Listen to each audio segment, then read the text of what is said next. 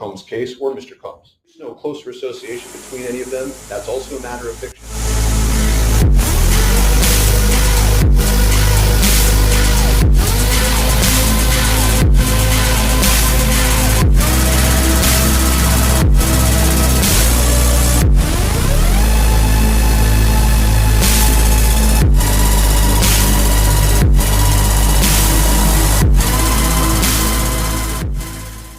Hey everyone, welcome to my channel. This isn't just a video, it's a deep dive into the truth they don't want you to see. I didn't start this journey looking for scandals. I started with questions.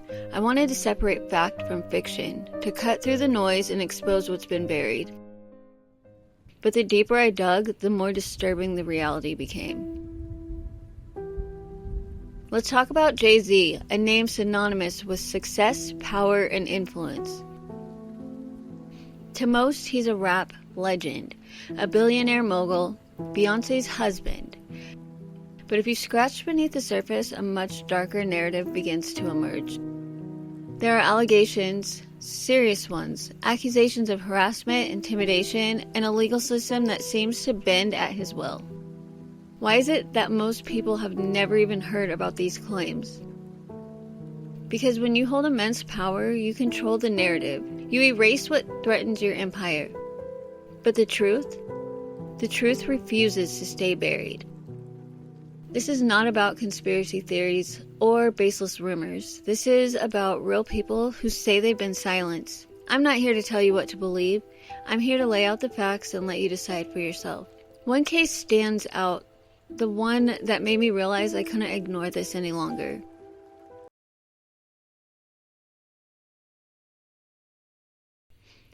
A lawsuit names JayZ as one of 3 main defendants accused of participating in a decades-long network of child trafficking, assault, and abuse.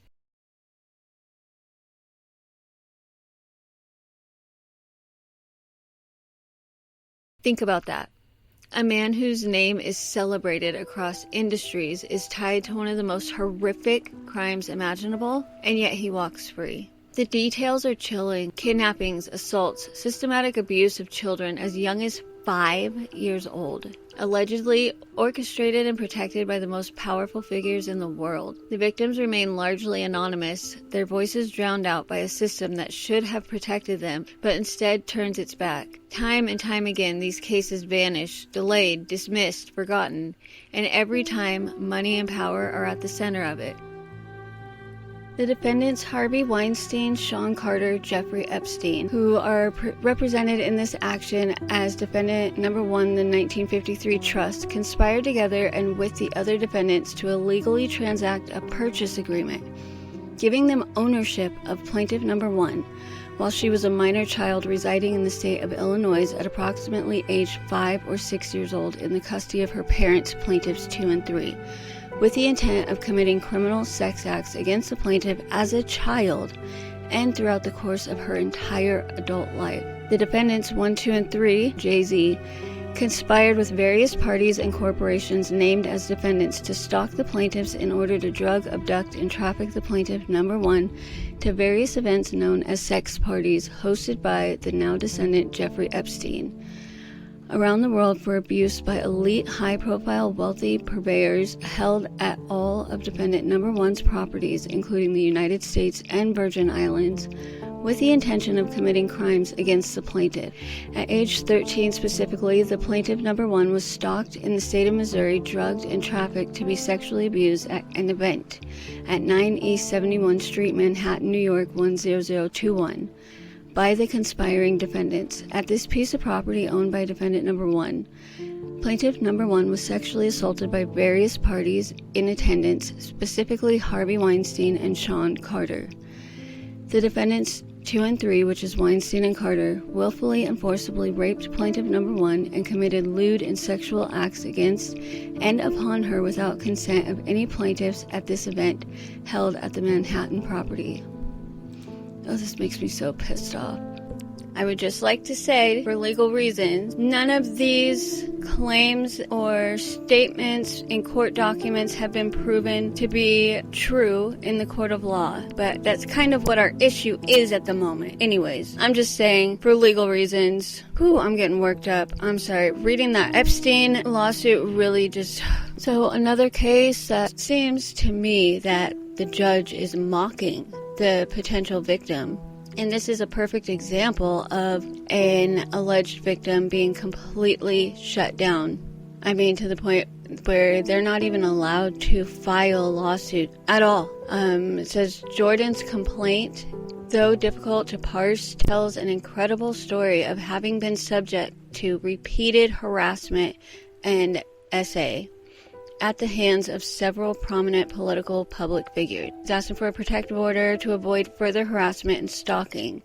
The judge goes on to say this is not the first time Jordan has spun this tale. In fact, Judge Barrett previously declared Jordan a vexatious litigant, alleging similarly fanciful factual allegations. Jordan versus Pinkett Smith.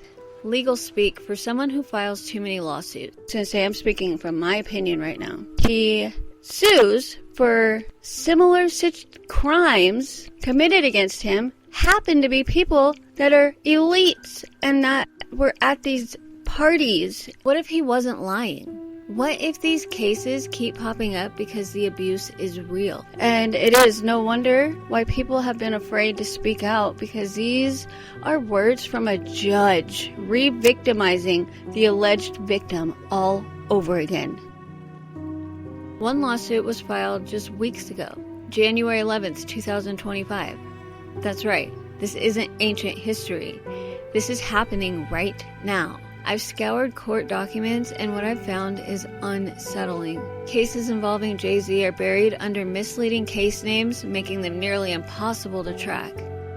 It's almost as if there's a deliberate effort to make sure you never see them. Take the civil rights lawsuit filed by Cheryl Augustine. She named multiple defendants, including New York City's mayor, various city agencies, hospitals, and Rock Nation. Why would Rock Nation be listed alongside child services? That connection alone raises serious questions. Let's not forget Ramir, JayZ's alleged son. For over a decade, Ramir has fought for a DNA test. His mother claims she conceived him at 16 while JayZ was in his 20s. Yet, despite years of legal battles, JayZ has never taken the test. He has fought tooth and nail to avoid it, because if Ramir is proven to be his son, it would confirm that JayZ was involved with a minor. And that is a truth that he cannot afford to have exposed. And here's another disturbing pattern. Every woman JayZ has been linked to met him at just 15 years old. Rihanna, Beyonce, Foxy Brown, Ramir's mother. Is that a coincidence or a calculated pattern? And what about the men JayZ once surrounded himself with? Epstein, Weinstein, R. Kelly, Diddy. One by one, they've fallen, imprisoned, or disgraced for crimes against minors. Yet somehow JayZ remains untouched. Why?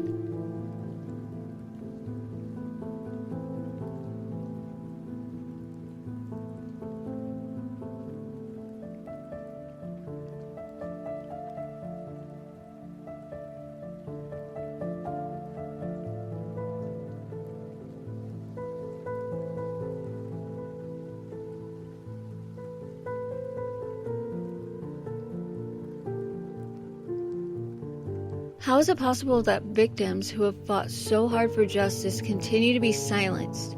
How many more lawsuits have to disappear before we start asking real questions? Victims deserve our attention, our empathy, our demand for justice. The power of wealth and influence cannot continue to erase the truth. We can't keep letting these shadows conceal the unimaginable. This is not an isolated case. Lawsuit after lawsuit against JayZ and Beyonce has disappeared before ever seeing the inside of a courtroom. I understand that false accusations exist, but when the system itself fights to suppress evidence, that's no longer about protecting the innocent, it's about protecting the powerful. These aren't just stories, these are people risking everything to speak out. Their courage should not be ignored. The patterns, the number of allegations, the cover-ups, it all points to something much bigger than a few dismissed lawsuits. And that's exactly why this needs to be exposed. Justice isn't just an idea, it's a right. And it's up to all of us to make sure that right applies to everyone, no matter how much money they have or how powerful they are. Before I started this research, I believed in the legal system, to a point. I believed that when someone stands before a judge with evidence and stories so just absolutely horrifying, they would be heard, at least get their day in court, but I was wrong. Victims aren't just dismissed, they are destroyed. Think about that for a second. Some of these cases are thrown out because the crimes they describe are so horrific that they seem unbelievable and frivolous. Let that sink in. The abuse is so monstrous that instead of seeking justice, the system turns away. And in doing so, it allows these predators to keep going. So, I'll ask again, how much longer will we look away?